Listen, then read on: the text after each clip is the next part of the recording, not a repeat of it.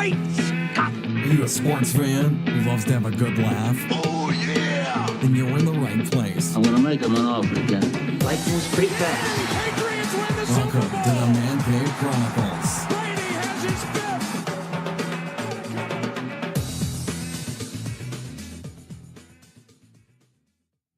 Hey everybody, welcome to this week's podcast. This week I have actor and voice actor also, Jeff Teravainen. Jeff, what's going on? I don't know, but you did a great job of the name. That's the main thing. Yeah, having fun, just getting ready for Christmas and holidays, all that kind of stuff. Yeah. What's new with you on your end? Well, all kinds of stuff, really. And here's the drag about the industry. I don't know if you've come across this. They're called NDAs. And I was asking the things I've been working on most recently, can I say something? One of them is a video game, which has just been pushed back till March. So originally I could have said something, but they're saying don't say anything until at least January, February now. But I've been working for a year on this one in particular, and I am so pumped and excited for it to get out and share and all that kind of stuff. It's one of the bigger video games, and I play one of the supporting roles on it. Plus, I do a lot of the other stuff on it as well. So, yeah, that and some film and that sort of thing. Best known for Dark Matter, 12 Monkeys, and you've also done voiceovers for video games. Yeah, I mean, I'm all over the map, but yeah, I mean, probably Dark Matter is the thing that I'm definitely most known for around. It really seemed to connect. It was a smaller role, but it grew, and I think part of that was just the fan reaction was so good. I was, to be honest with you, I was completely floored. You start getting fan mail and different things like that, and I'm thinking I'm not worthy of the level of stuff you're getting here. People are making T-shirts and sending you things and art and everything. So yeah, it's I still have trouble actually when I receive some of this stuff, thinking to myself, I'm not big enough to get this. So Yeah, it's free stuff. Who doesn't like free stuff? yeah, exactly. And you were also on Designated Survivor. Yep. Yeah, how was it working on that? Well, it was amazing. There's a rumor that I keep hearing from some people. I'm still involved in the show that my character's coming back, but it was amazing. I mean, Kiefer's a great guy. That's one thing I was talking the other day, having coffee with an actor friend of mine, and I have yet to have a bad experience on set, whether it's A to C listers or whatever. But yeah, he's a great guy. Everybody on the show was great. They work crazy hours. I honestly don't know how they live. Most sets you're on, they'll do like an 8 to 12 hour day. Somewhere in between, there's sort of a normal day on a TV show. Those guys were doing 18 hours and then showing up the next morning to do another 18-hour day. And they have, 22 episodes? Yeah. So, I mean, those guys work hard. Those are long days. And I'm not complaining. I'm amazed at their fortitude. Yeah. So we'll get back to talking about the shows. First off, let's tell listeners a little bit about yourself, like where you're from and how did you get into acting? Well, I was I grew up in a very small town. Like I don't know if you remember the Andy Griffith Show, but that was kind of like that. Yeah. And yeah, basically started moving closer to the city, and I got into music. Music was my biggest thing growing up. We never made it big, but we had records out, like independent records. We were always sort of on the cusp of signing this big deal. We went to LA and all that sort of thing to be scouted out, and it just didn't happen that way. But we had videos on Much Music, and one day after being broke as a musician, because there's no money in it if you're not really making it big, I just kind of gave it up. There was a lot of stuff that happened, and went through a couple of years of doing sales and business and hated it. And I got scouted for modeling when I was at a club, and I thought, okay, this is a great way to make a bit of money and meet girls, which it's a great way to meet money, get money and meet girls. But when I did that, I did a commercial, and I thought, man, I love this feeling of being on set. So I just started taking it more seriously and taking classes and whatever else, and it grew from there. It's been a slow burn, but it's been fun. I guess I've been doing this full time 15 years now, and knock on wood, it's been amazing. I haven't had to have a real job in that whole period, and we've done well. So yeah. Did you when you graduated from high school, stuff like that, did you go to college for acting, or was more like I'm gonna go pursue something else? Yeah, just it was all music. We had in Canada, we had our own version of, I think you had it down there too, called Much Music. And we had videos on there, we'd sell out shows and we toured and we did all that sort of stuff. But it was, as an independent, the money's not there. So it looked cool on stage, but it wasn't glamorous off stage. I was getting groceries for Christmas and things like that. So yeah, seriously. Yeah, you gotta survive somehow. Yeah, and I mean, we weren't playing poppy stuff. We were more alternative in that. So the money, the odd band gets through, but it's a very, very tough business. So yeah, I did that. But once I got that commercial, I really bit into it. I started getting coaching, private coaching, which I still do today. I had a big audition this week for something, and instead of just relying on myself, I will go to actually it's Alison Down from 12 Monkeys. She's one of the main characters on the show. And I consider her to be one of the best actors out there. So I love being able to bounce off ideas off her and say, just to make sure I'm on the right track. Or, she could say, Jeff, no, don't do that. That's not a good idea. Yeah. What was the first commercial that you did? It was a company called Zellers, which is kind of like a Walmart type company. They're out of business now. and I just remember because my cousin just happened to be on wardrobe, which made me so nervous knowing that she was going to go back and tell him, my dad's family basically that I saw Jeff, he was in a commercial and he was really bad. And sure enough, when it was my turn to be on camera, I was so nervous that my lip was actually quivering, like it was actually moving. So I remember the director, his name was Rob Quarterly. He's a big video director, did a lot of big videos. So I was nervous about that too. And he came in and he's like, Jeff, you're doing a good job, man. Just relax. And I could not get the lip to stop. And sure enough, I got cut out. And my cousin went back and told everybody that was terrible. But I'm sure you bounced back after that. Yeah, I mean, like I said, I like the whole feel of the set thing. And then after that, I did a better commercial. And, you start getting more time in front of the camera and that, and you become more relaxed. And, I mean, really, it's at the end of the day, if you're not having fun doing it, then there's better or easier ways to make money, I think. So you better enjoy it. And I just started, having fun with it. So what do you think has been your biggest achievement so far? I don't know. I think Dark Matter for sure is my favorite character I played. I got to have the most fun with him. And that set in general was just so much fun to go to work on because I always said I felt like I was a close cousin to the main cast, and the producers and everybody, they treated you like family. So you really had fun, and that role just kept growing and growing. So I would say that's my favorite on camera. Off camera, like for voice, Far Cry 2 was a big one that was a real major moment for me because it was one of the main characters. And I just remember being in London, England, and seeing ads and magazine covers for that game everywhere and thinking, man, I'm part of this. That was amazing. I've done the Olympics. I've been the voice of the Olympics twice and the World Cup, FIFA World Cup. Yeah. So those were kind of big things. I mean, it's kind of cool for me because those are the kind of gigs that my family or my dad and that kind of thing will be like, wow, he's the voice of the Olympics. I'll try to show him a show that I've been on, and it's like pulling teeth to get him to watch it. But were those the Olympics for Canada when they were there? Yeah, like for the these are for the voice for the Canadian broadcasting. So okay. They, like you would down in the States, all the stories on the athletes, the things that are going on every day. Yeah. I was the voice for all that stuff. It was kind of a big deal up here. Same with like Hockey Night in Canada, which is one of the biggest shows in Canada, of course, because we're crazy about hockey up here. Yeah. And, when I became the voice on that, suddenly, again, everybody just looked at you a little differently. It's like, wow, the voice of Hockey Night, I guess you're doing well. I don't know. You do all this other stuff, nobody notices, and you're a hockey guy, and next thing you know, you're like a pseudo-celebrity. Yeah, and there's nothing wrong with that. So how do you try to improve your acting skills every day? Oh, man, it's a constant work. I think it's like anything, though. I try to be as open-minded as I can to what people are telling you because really you got to adapt. And you want to be busy because the more you do it, it's like a muscle. The hardest part always for me was learning lines, and it still is. Some days it's like pulling teeth. Other times they just stick to you like glue. And I don't know what the right formula is because, like I said, it varies.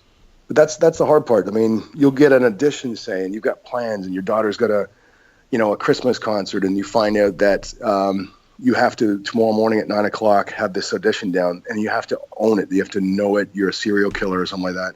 And you've got 9 pages of dialogue, and there's a lot of stuff in there.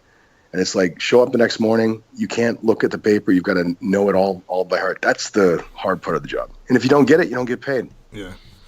So it's it can be a lot of work, but I just keep trying to learn from everything I do, make notes, why did I remember this one so well? Yeah. Has there been times where you've gone in there and you're like, oh man, like after you leaving, after going in there, trying out, and you're like, oh shit, I should have done it this way. I should have done it that way. Oh man. Yeah. That's, and most good coaches and stuff and courses, they'll tell you got to leave it at the door, because all you can do is do the best you can. Because really casting is so much out of your hands. When you get in that room, you present your take on what you think this character and the scene would be like, and then you have to leave, because that's all you can do. They could be looking for somebody completely different physically, or just a different delivery, but they still thought you were great. But at the same point, I've walked out of auditions, and I'm not joking, I'm not a crier, but when you put the time in sometimes that you into the prep and you blow it, and you walk out of that room realizing you had such an opportunity. I remember walking out actually in tears. I was so upset with how I did this thing. I couldn't get through the scene without screwing up. And I remember the director was in the room saying, "No, dude, just read it if you want. I like what you're doing." But still, I couldn't get out. And a day later, I find out that I landed the role. It was for Covert Affairs, which was a cool little show. Yeah. So you never know. I mean, sometimes the worst auditions you do are the best in their eyes. Yeah. And of course, most of the auditions get recorded too. So do you ever go back and watch them? Well, yeah, you don't. They generally don't show you. I'd be interested in seeing some of them, actually, the ones I landed. Yeah. But these days, there's a lot of what they call self-taping. So you either go to a place, or I do it in my house. I just buy the equipment, and you put yourself on tape just like you would in the room. I prefer that in a way, because I can give them the best take I want, as opposed to you show up at their place, you're nervous, you do a take, and you might get one more if you're lucky, but usually you're in and out. Yeah. This way I can give them as exactly as I want it to be. Yeah. I do watch them. Yeah. They're terrible. I was gonna say, I had a previous guest on that told me that that's like the new thing now, or for years now, that you could just do it at home and just send it in and be done. Yeah, I mean, again, it's just the pressure in those rooms is pretty intense. I mean, because actors want to act. It's a job for most people. It really is a job, and so it's important that you do a good job. And you can imagine the pressure. It's game day, and especially espometimes the directors are in there, and I've had auditions where it seems like you're looking in your peripheral, which you try not to do, but you see it, and the guy's buried in a laptop, and that you're thinking, this sucks. I've worked my ass off for this, and they're not even watching, and then you book it.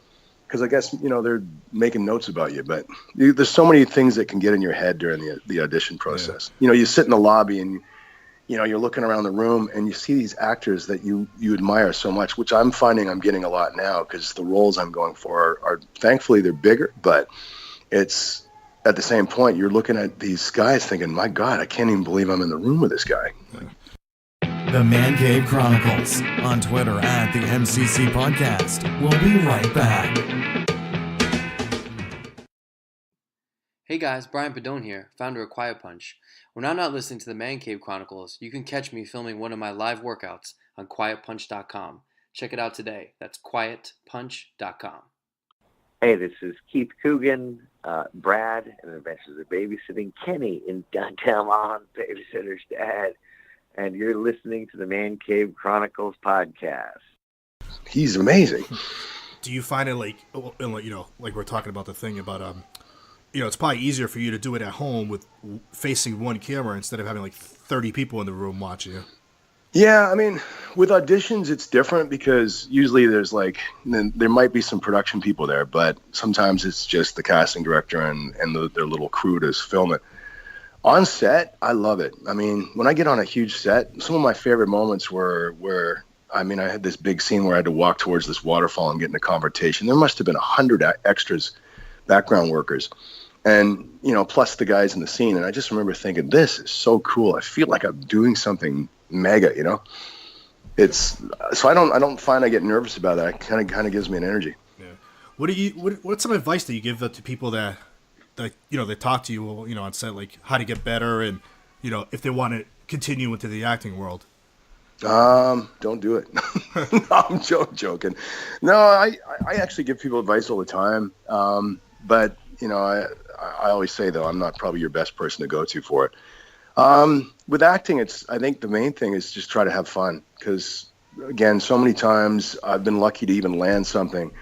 And I put so much pressure on myself. I'm in my trailer. You get this beautiful trailer given to you, say, with everything, every amenity known to man, and I'm not using it because I'm pacing my room, running lines, and I know my lines, but I'm paranoid that I don't. So I've tried to cut down on doing that and actually just enjoy it. Maybe hang out with the actors if they want to, or talk to people and read a magazine.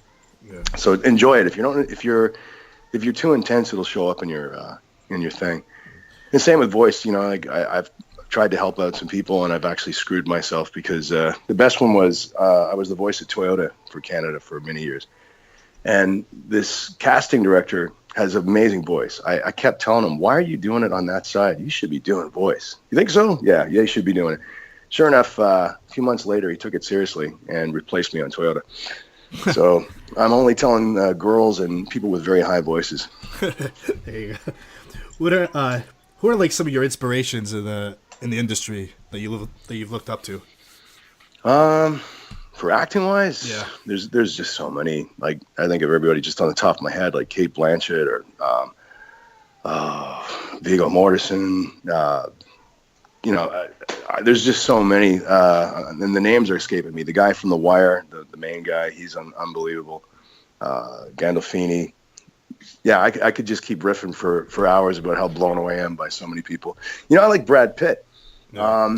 I think he's an amazing actor, and I think maybe he's starting to get credit, but, he was this really good-looking guy, so I think a lot of people didn't take him seriously. But there's a guy that really goes out of his way to usually pick roles that are different and tries to do different things with them, instead of just relying on his looks kind of thing. Yeah. So I admire that in the guy. Do you have like a dream role that you wish you play someday?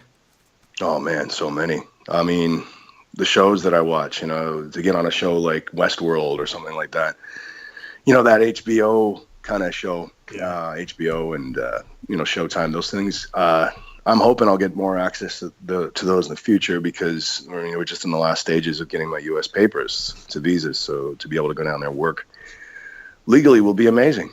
Yeah. So, there's just so many beautiful shows. Yeah. So. What are some of your favorite TV shows right now and movies? Right now, Westworld. I just binged that. Game of Thrones, The Affair. There's so many. Like anything on those networks, I find you're gonna. Stranger Things was amazing. I just finished watching that. Those are just top-notch shows. The writing and the talent behind the camera on those shows now has just gone up. I find that the shows are as good or better than movies. Like, there was always sort of like TV was great, but movies sort of take it to a different level. Yeah. I find that because you've got the time in a show to flesh things out, and you add that with the actual talent that has gone into TV now from the movies, it's unbeatable. Like, I look at Game of Thrones and this is like big budget movies, but it's like a weekly thing. I knew someone that was on Game of Thrones. I would love to just be even a background actor on that show. Yeah.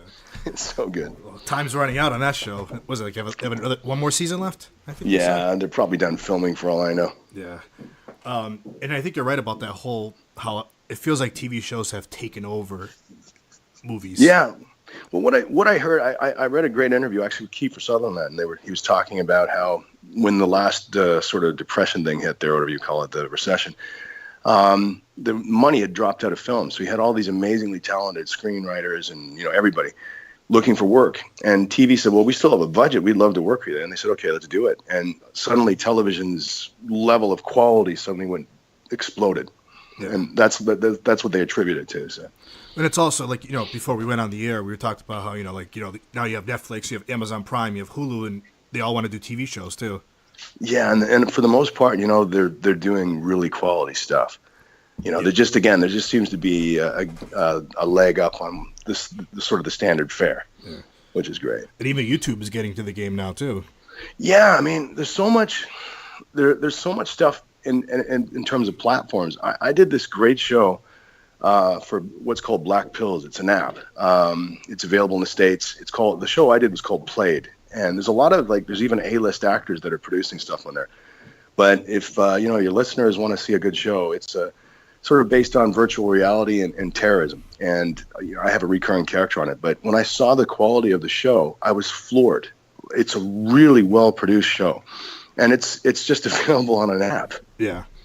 Oh yeah, also that too. There's a lot of apps out there. That's all they have is streaming. You know, not talking about like Netflix and Hulu, but there's other apps that have like web series and shows on there.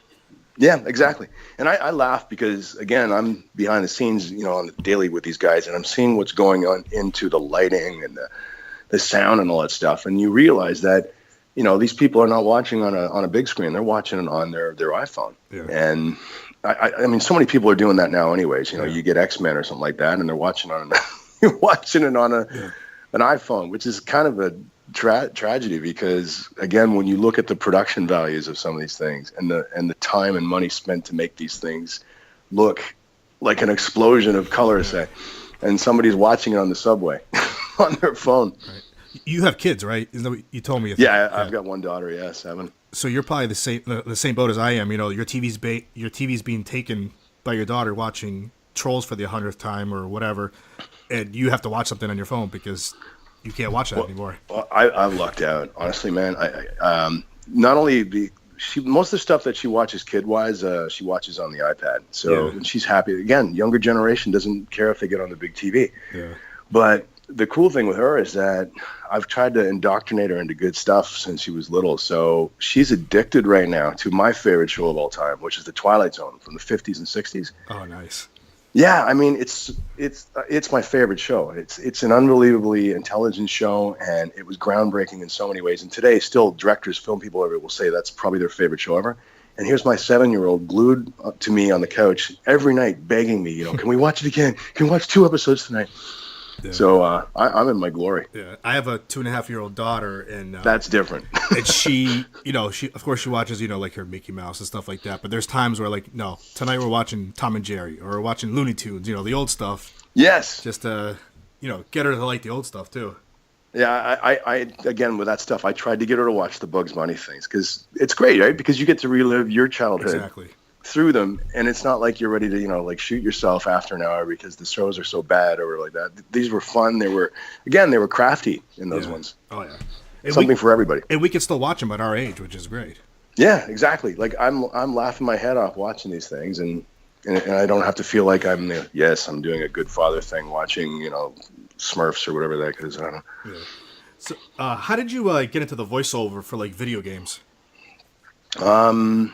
You know what? I think it was just a matter of bugging my agent a lot. We were lucky in Toronto where I live because Ubisoft came. And and then Montreal too, the other big studio. So when those guys came to town, there was a lot more opportunity. The first game I did was Resident Evil. One of the ones, I forget which one it was, but Biohazard or something. But I was so pumped to work on that because, again, I'm a huge video game guy. Like, I love games. That's probably why I have most of the bags under my eyes is because I don't play in the day or when my daughter's awake. I'll go down there at 11 o'clock at night and play for a couple hours and then get up the next day because I love games. So, yeah, when I got on Resident Evil, it was like I'd won the lottery. Yeah. What about Splinter Cell? Yeah, I mean, Splinter Cell is another amazing one. On that one, I played a few characters, but I was also like what they call American soldier, where basically that means like anytime there's a bad guy, so to speak, who's American, I would be one of those guys. So, I'm in almost every scene or every cut scene or every what do you call it during gameplay. If there's a bad guy doing something bad, it was probably me talking. Yeah. But I mean. Sorry, go ahead. No, go ahead.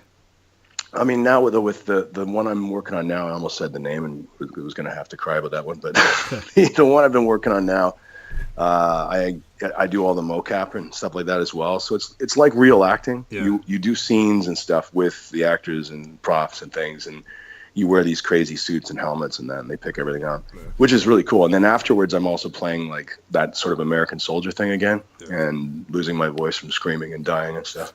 I was asked to ask you if you heard of any more Splinter Cell games coming out. Yeah, I've heard rumors that there is going to be one. Okay. And I mean, that's not official, but I'm like most people, I'll read up on things. And I've heard, many times now that there's going to be a new Splinter Cell. Are you a fan of the new Call of Duty? I haven't even opened it yet. I haven't. I love the Call of Duty gameplay. There are, sorry, by that I mean like the stories and the like the cinematics, everything. They're incredible. The only thing I didn't like playing online, I just found it was just a lot of running around. Where I like Battlefield. I don't know if you follow Battlefield. I played the last one, yeah. The Battlefield 1 I didn't really get into because I'm more into technology. But the Battlefield 3 or 4, I think it was called, which is more like Modern Warfare. Man, I'm addicted to that stuff. I have a team I play on and everything like that. Yeah. Which is really cool in itself because one guy's from Sydney, Australia. There's another guy who's a former ex-Army Ranger from Georgia. And a couple other guys throughout the U.S. and my brothers. And, we all play real time and cover for each other and stuff like that. It's like voodoo magic or something. It's just so weird that we're all working together from all over the world at the same time fighting these other guys. Lastly, since you're from Canada, I have to ask this question. Hockey fan? Yeah, I mean, I like it, but I used to play it like crazy. I was huge into sports, but I kind of fell out of it. My brother's nuts. Like it's like a religion for him. I'm into motorcycle racing. That's my big thing. Yeah. Is that a big thing in the Toronto? No, not at all. No, it's like more like European thing. Yeah, I mean it's big down the States too. You guys have some amazing riders that I follow, sort of like my home team. So there's a lot of stuff happening this season. I'm excited about for that. But yeah, I'm addicted to motorcycle racing. I've been over to the Spanish Grand Prix as a guest a few times now, which is unbelievable because they go crazy for it over there. And I mean the talent of these guys is otherworldly. Toughest athletes I think in the world. Yeah. You got guys that I mean hockey, all those sports are bruising, but you take a guy like say Jack Miller on Friday during practice, he has a wipeout. That's basically imagine like sort of jumping off the front of your car at 120 miles an hour. Jeez. He does a high side, breaks his collarbone to pieces, flies out to the clinic, gets surgery, they put plates in, and Saturday morning he goes back out on track. Imagine the pain you'd be in. Yeah. Qualifies on pole and races the next day. That happens all the time with these guys. They are otherworldly. Yeah. Well, especially if there's money involved, you don't want to sit there and miss on the money too. Yeah, but I mean, I always think to myself, like, I don't know what these guys are like in retirement because with all of the times they wipe out on the track with nothing but leather and a little bit of padding, your body can only take so much. So I wonder if they're hobbling around the rest of their life in pain, but hopefully not. But you see that level of intensity and the willingness to compete, and I can't help but admire them. Amazing athletes. Yeah. So you said there's a video game coming out in 2018, and what other future projects are you looking forward to in 2018? Well, there's a new show coming out again. That's the other thing, and then there's the movie, and all of which I was told that keep my mouth shut. So when all those come out, you have to come back on the show to talk about it. I'd love to. Yeah, I mean, I can't wait to talk about the game for sure, and the one movie in particular. I'm really excited because it's not a huge part, but it's a very integral part of a huge movie. Like it's one of as big as you can get, I could say. Yeah. And I think I'm the last person speaking in the movie, so it's really cool. But again, I was like, can I say anything about it? No. Yeah. I mean, these days it's so secretive, even on auditions. I guess I could say it now because it's out, but I've been up for Star Trek a couple times, and even to get the sides for that, you had to sign your life away. Yeah. And it wasn't called Star Trek; it was called something else. So it's very, very secretive now. It's not just me, but I've talked to other actors where it's like, dude, I'm doing a podcast, I'm doing an interview somewhere. Can I say something with this? It's like, not until you get the golden clearance. Yeah, I get it. All right. So lastly, how can the listeners find you? Twitter, Instagram? Yeah, I'm all over Twitter. Jeff Teravainen on Twitter and Jeff Teravainen on Instagram. Don't do Facebook really. In fact, I'm hardly ever on anymore, but just find it's kind of negative and it's either negative stuff or cat pictures, but I love Twitter. I interact like crazy with people on Twitter just because I'm amazed that people want to, but it's fun, and then you get your news there, all that kind of stuff really fast. So yeah, Jeff Teravainen on Twitter. All right, well, thanks for coming on, and hopefully we'll have you back on in a few months, and you can talk about your new projects. I would love that. I appreciate you having me on, though. All right.